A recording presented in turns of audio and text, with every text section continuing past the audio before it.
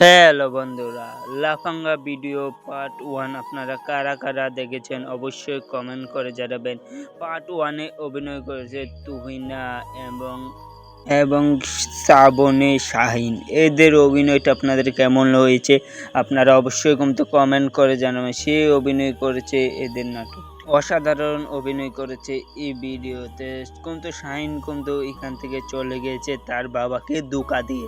তা শাহিনেরা ছিল কিন্তু তিন বন্ধুর ভিতরে শাহিন ছিল এক বন্ধু, শাহিনের বন্ধু ছিল আরো দুজন।